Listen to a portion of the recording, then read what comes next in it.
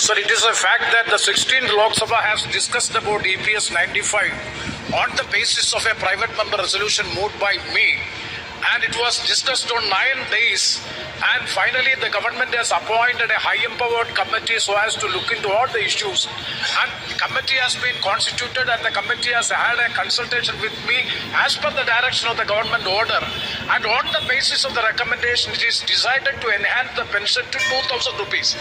That is a specific question which was put in by whether the government is looking on to this aspect of enhancement of pension, and also another direction has been given by the EPFO authorities that 10 years of continuous service is the minimum requirement for the entitlement of the pension.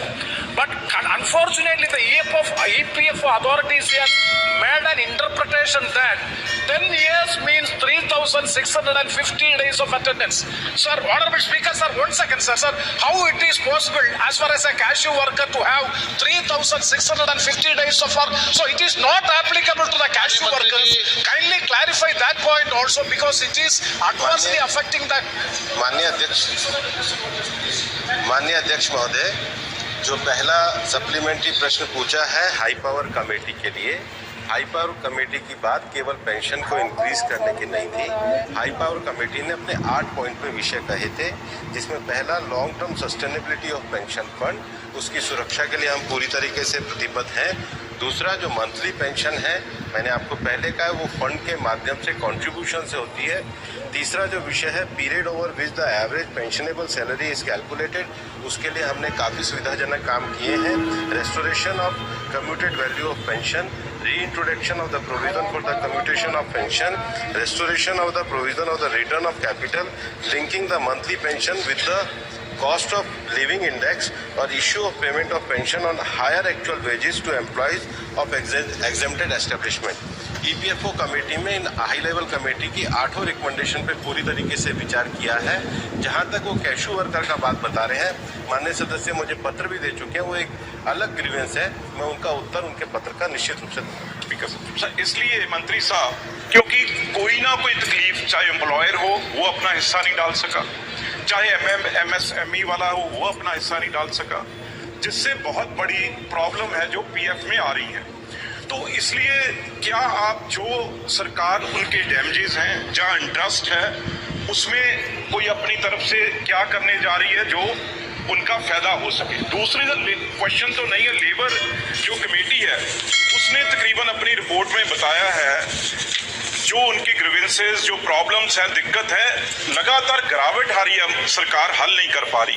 तकरीबन जो 20 का अंकड़ा है उसमें 30,400 शिकायतें जो अभी तक pending पड़ी हैं, जिसका कोई हल नहीं हो सका। ये लगातार बढ़ रही हैं, ये लेबर मिनिस्ट्री रिपोर्ट है पार्लियामेंट कमेटी की।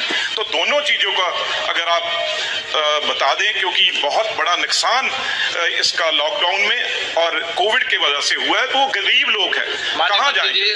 Thank you sir.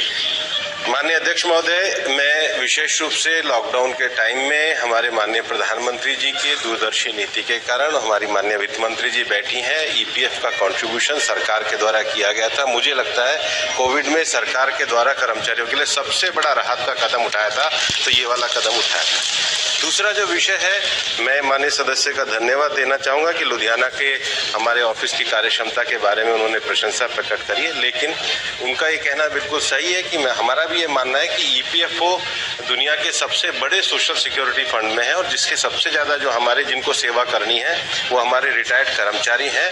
हमारे EPFO संगठन के द्वारा पिछली 2 कमेटियों से लगातार ट्राईपार्टी माध्यम से, जिसमें वर्कर्स के भी प्रतिनिधि थे, उद्योग श्रमिकों के प्रतिनिधि थे और सरकार के प्रतिनिधि थे, हमने 4 कमेटियां गठित करी है, जिसका एक का मैंने पूर्व में उल्लेख IT कमेटी का भी करा है, लेकिन हमने HR ग्रीवेंस का, पेंशन सॉल्यूशन का और कैपेसिटी बिल्डिंग का, तीनों का हमने गठन किया है। और कमेटियों की रिपोर्ट को इस बार हमारी बोर्ड की मीटिंग में स्वीकार किया गया। इसकी कार्यान्वयन हम जल्दी ही पूरी करेंगे। Question number